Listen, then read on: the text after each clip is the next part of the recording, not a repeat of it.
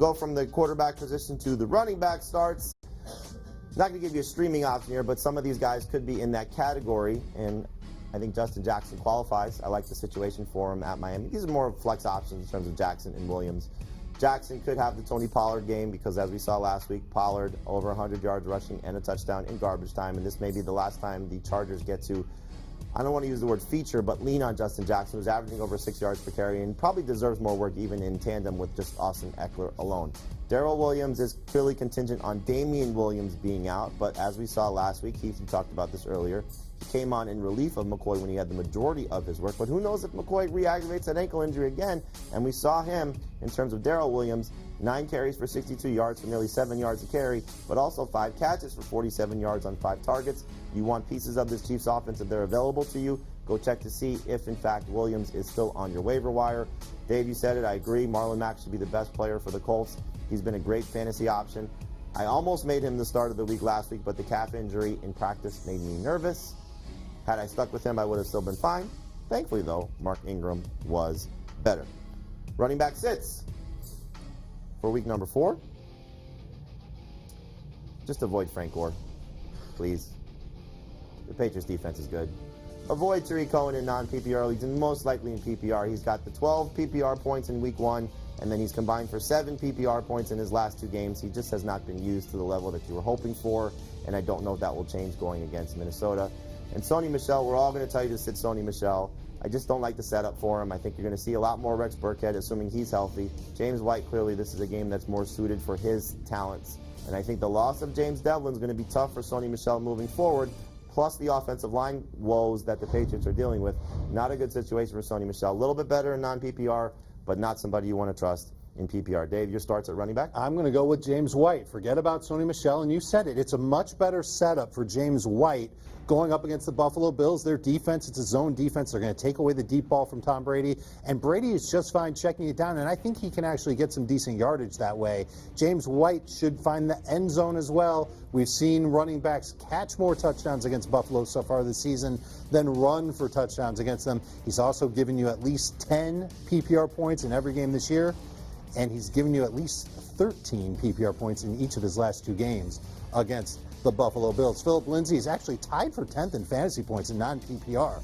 He's splitting with Royce Freeman. No doubt he's the more explosive running back of the 2. I think he makes an impact in the passing game against Jacksonville, trying to negate that pass rush for the Jaguars defense. And LeSean McCoy still only started in 38% of leagues. What's wrong with you guys? You got to get him in your lineup against the Lions. They've allowed 4 total touchdowns to running backs this season, 12.7 yards per catch. This defensive line cannot run with running backs out of the backfield, and every number 1 running back against the Lions has given you a minimum of 10 fantasy points non-PPR, 12 in PPR per game. LeSean McCoy should be in for that. Guys, I'm staying away from David Montgomery of the Chicago Bears. How many touches is he going to get? Let's start with Montgomery. So this is more PPR or non-PPR?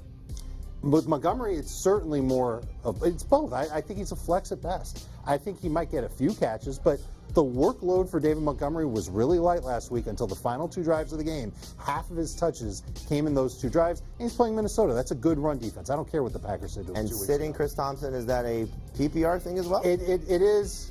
He's a flex play for me because I think Washington has more weapons now than when they did last year when we were all over Chris Thompson. And he's been good in 2 or 3 games. He's a top 20 PPR running back. He's been good. I think this is a game where Adrian Peterson gets a little bit more run. That Redskins defense is definitely, or the Giants defense rather, is definitely bad. McLaurin's got a role in this offense now. Paul Richardson has come on strong the last couple of weeks. Trey Quinn is catching even in passes. those games, they've got options. 2 of the 3, he's been double digits in PPR. He's a good flex. I don't think he's a top 24 running back. He's been double digits in PPR in all 3 if you use decimal scoring, which everyone should.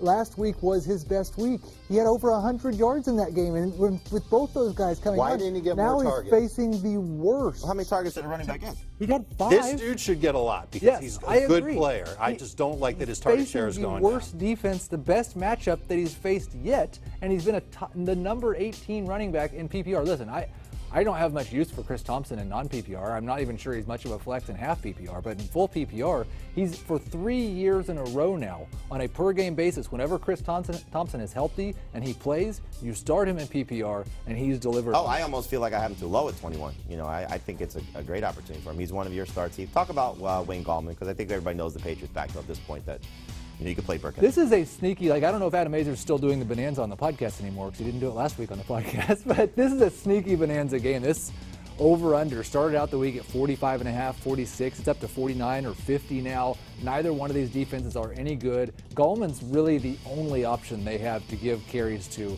in the backfield. I expect 15. Did I miss? Did they sign anybody yet? No, they don't sign anybody. They haven't promoted anybody off the practice squad either. They're going to give Wayne Gallman 15 to 20 touches, and if you get that many touches, especially in a game where you're favored with an over-under that high, you're going to be a top 20 running back. And then we're just going to talk about all the Patriots running backs.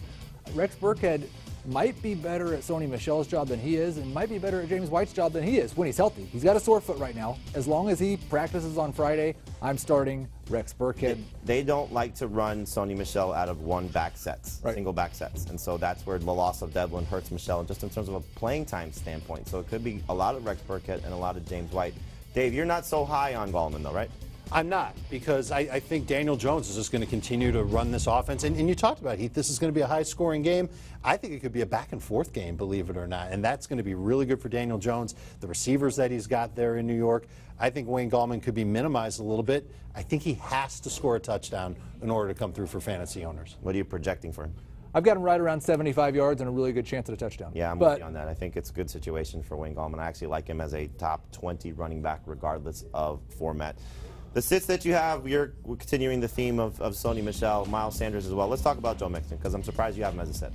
Yeah, I mean, it was nice that he scored the touchdown last week, but the way they are running this offense, they have gone much, much, much more high-volume passing attack.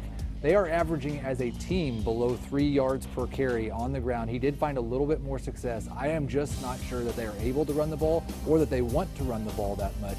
I've got him as a low-volume, low-efficiency back this week. But are you basing this off of the 3 games? Because one of those games Mixon left. Well, even when Giovanni Bernard came in, who has always put up around 4 yards per carry, different offense. He was worse. In a different offense, though. Right. This offense, in theory, what we know about their 2 skills should be better for Bernard. I don't know if I agree with that.